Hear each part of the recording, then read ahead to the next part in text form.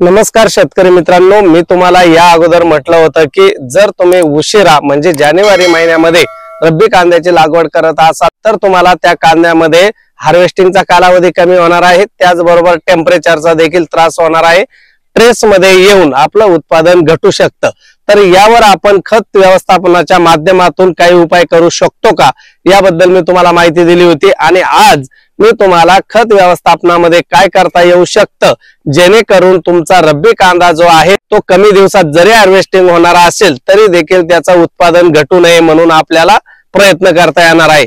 मग त्यासाठी आपल्याला काय करता येईल तर शेतकरी मित्रांनो, सगळ्यात पहिले कांदा लागवड करताना एकतर तुम्ही बेसल डोस देऊ शकता किंवा आंबवणी चिंबवणीला देखील तुम्ही खत व्यवस्थापन करू शकता। यापेक्षा जास्त उशिरा खत व्यवस्थापन अजिबात करायचं नाहीये, ज्यामुळे तुमचा जो कांदा आहे तो येत्या काळामध्ये स्वतःला रोगप्रतिकारक क्षमता मिळवू शकेल आणि वातावरणाच्या विरुद्ध लढू शकेल। तर त्यासाठी शेतकरी मित्रांनो, तुम्हाला दोन गोष्टी महत्त्वाच्या आहेत, त्या म्हणजे एक आहे सल्फर आणि दुसरा आहे मायक्रोरायझा।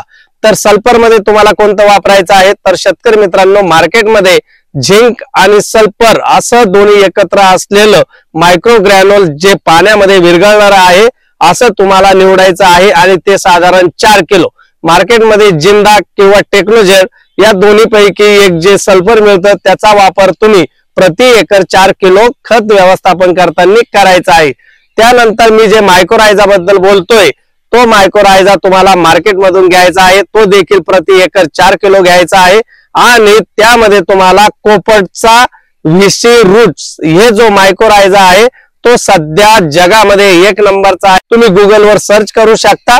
तो मायक्रोरायझा जर तुम्ही वापरला तर तो तुम्हाला तुमच्या कांदा पिकामध्ये उत्तम प्रकारे काम करू शकतो। आता मायक्रोरायझाचं काम काय आहे तर शेतकरी मित्रांनो, मायक्रोरायझा ही एक मित्र बुरशी आहे, ती आपल्या कांद्याच्या मुळ्यांना इंजेक्ट करते, म्हणजे ते त्यावर वाढते आणि त्यानंतर ती स्वतः पसरते। आपल्या कांदा पिकाच्या आजूबाजूला जे काही खत वगैरे पडलेले आहेत, जिथपर्यंत आपल्या कांद्यांच्या मुळा पोहोचू शकत नाही तेथून ते एनपीके असेल किंवा वेगवेगळे जे सूक्ष्म अन्नद्रव्य आहे ते घेऊन आपल्या पिकाला पुरवण्याचं काम हे मायक्रोरायझा करत असतं।